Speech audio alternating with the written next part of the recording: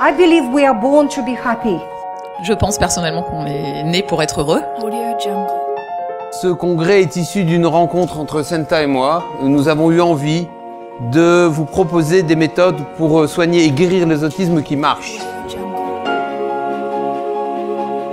En un mois, on a 90% de ces symptômes qui s'améliorent et qui disparaissent totalement, vous verrez les chiffres, au bout du deuxième mois. Es largo y difícil, pero es posible. Pour nous, le traitement d'un enfant atteint de l'autisme est long, difficile, mais c'est possible, on peut y arriver. Ce qu'il faut savoir, c'est que toutes ces molécules qu'on a vues depuis le départ, tous ces xénobiotiques, eh bien, ils perfusent en permanence, ils sont perfusés intra-utéro.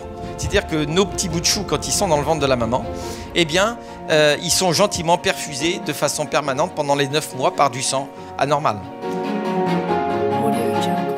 Actuellement, nous sommes agressés de tous côtés et l'homme nouveau, sans parler de l'évangile, mais l'homme nouveau que nous allons avoir à bâtir, c'est un homme qui doit à la fois prévoir et réaliser.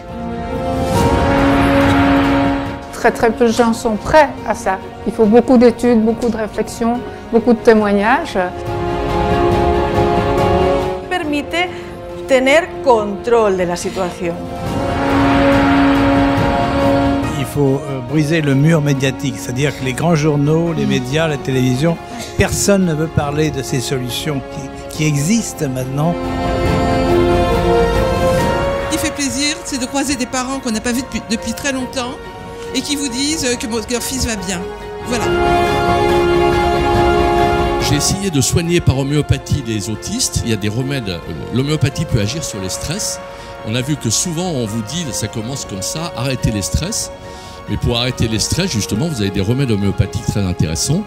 On va en voir. Et puis, donc, il y a eu toute une période jusqu'au jour où je suis tombé sur Chlorum. Votre enfant, il n'a pas un comportement comme ça, simplement parce qu'il est handicapé, qu'on a collé une étiquette dessus et que c'est autiste. Non, ça, franchement, posez-vous la question, pourquoi il a ce comportement? Et plus j'y réfléchis, et plus je vois qu'en fait, souvent, on peut se poser la question de savoir si ce n'est pas le comportement le plus intelligent dans les conditions dans lesquelles il se trouve.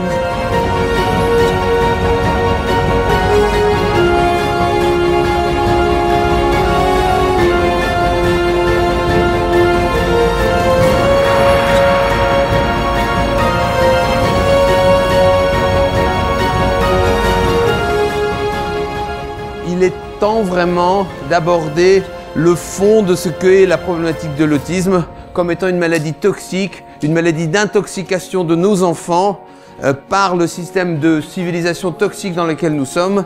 Il est temps d'arrêter d'emmerder les parents en leur disant que c'est de leur faute.